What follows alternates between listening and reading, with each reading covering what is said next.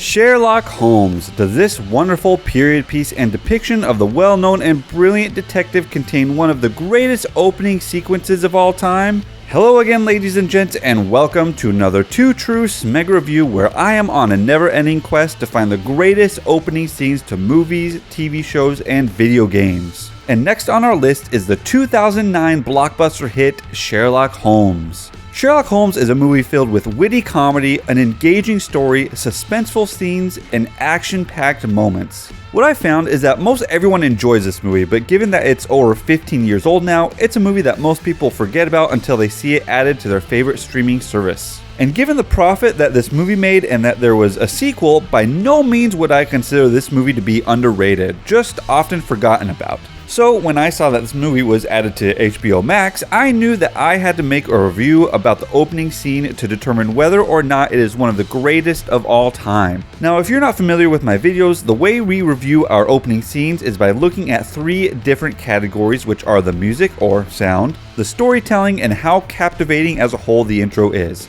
We will give each of these categories a score out of 10, then adding all of these scores up to get a final average score. And if there's something extra special about this intro that just doesn't fit into any of these categories, but does to help elevate it in some way, then we will be awarding bonus points as well. So sit back, relax, take a load off, and enjoy another Too True SMEG review.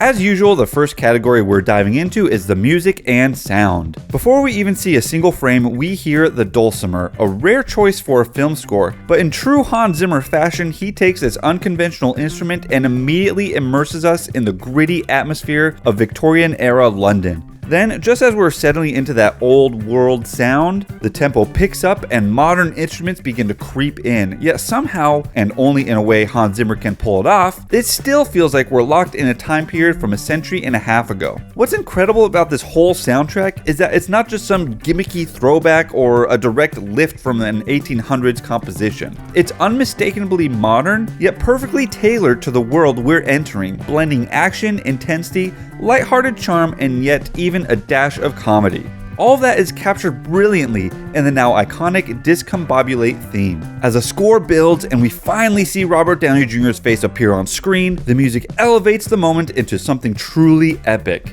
As Holmes and Watson interrupt the eerie ritual scene, the music shifts to something more traditionally sinister, dark, cultish, and appropriate for what's unfolding here. It's still good, don't get me wrong, but it's not as standout as that opening sequence. The dulcimer-led discombobulate is a tough act to follow, but thankfully when we hit the opening title sequence, that same theme comes roaring back in all its glory, reigniting the adrenaline and excitement. Now, discombobulate alone is an easy 10 out of 10, but once we move into the ritual scene, the score doesn't quite maintain the same standout energy. Not because the music is bad, far from it, but because Zimmer opened the movie with his best soundtrack. So from here, to quote the great Michael Scott, we have nowhere to go but down. In the end, the score for Sherlock Holmes earns a well-deserved 9 out of 10 in music and sound. There's a reason it was nominated for an Oscar. Now, let's talk about the storytelling. In this category, we're looking at a few key things. Does the story make sense and flow clearly? And is it strong enough to actually make us want to keep watching? One of my biggest pet peeves with movies is when the writers don't trust their audience to put pieces together on their own. It's so much more rewarding as a movie fan when you're watching something that expects you to pay attention, to follow the clues, listen closely, and actively engage with what's happening on screen. Sherlock Holmes excels in this area, especially in its opening scene. It's a movie about complex detective work, so naturally it throws you into a bit of a puzzle from the very beginning, and we see men preparing pistols in a carriage. We see a man who we later learn is Holmes, sprinting through the rain-slicked back streets of London like a madman. And for a moment, we're not entirely sure how all these moving pieces connect. Are they working together? Is something going terribly wrong? Slowly, as the scene unfolds, we start to piece it all together. Watson is assisting the police, who are, of course, taking their sweet time, and Holmes is on a mission to stop the sinister, cult-like ritual. Their goal? Save a young woman from being sacrificed. We also figure out that the man at the center of this twisted ceremony, Lord Blackwood, is the cult leader. And that's what's so satisfying about the scene. It trusts the audience to pick up on these details. It gives us clues instead of spoon-feeding exposition, which is always a plus in my book. When it comes to whether the story is strong enough to carry the next 2 hours of the film, the answer is a resounding yes. Just being dropped into this gritty, gloomy, fog-covered version of the Victorian-era London is intriguing enough on its own. But add in the mystery, the dark magic, the cultish undertones, and the razor-sharp intellect of our protagonists, and suddenly we need to know what happens next. Watching Holmes and Watson crack the case with their unique talents is the near-perfect hook. So overall, for storytelling, Sherlock Holmes earns a confident 9.5 out of 10.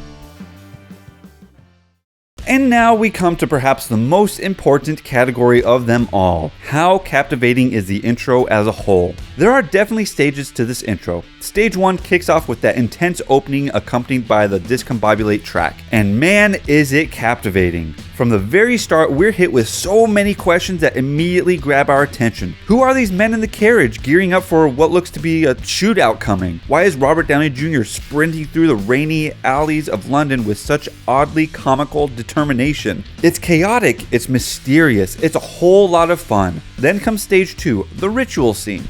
As Holmes sneaks in and takes out the Watchman, we're fully locked in, marveling at his ability to seemingly predict the future with eerie precision. The action becomes both intense and surprisingly funny, as Sherlock and Watson work in perfect sync, taking down a guard like a couple of choreographed lunatics. It's equal parts clever and comedic. Soon after, the two of them face off against an entire group of cultists, showing us they're not just brains, they've got the brawn and reflexes to match up. Now, up to this point, there's absolutely no lull.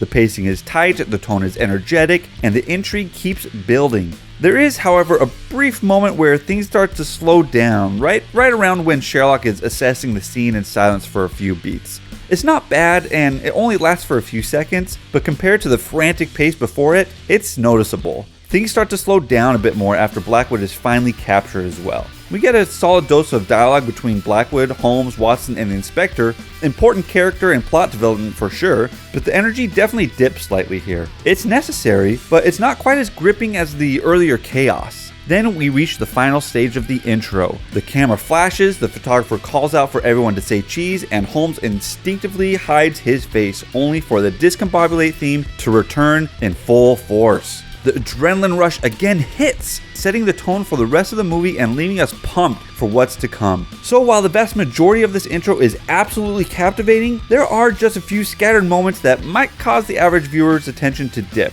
even if only slightly. So for all of these reasons, the final score for captivation comes in a strong 8.5 out of 10. So in conclusion, when we add all of these scores up, we get a total of 27 out of 30, which averages out to 9 out of 10. Not the highest rated movie intro we've done so far, but still an A-tier intro. My final thoughts on this intro. The music alone is what elevates this intro to an entirely different level. I'll never forget seeing this movie in theaters and wanting to get up out of my seat and go sprint a marathon while Sherlock Holmes was running like crazy with this music.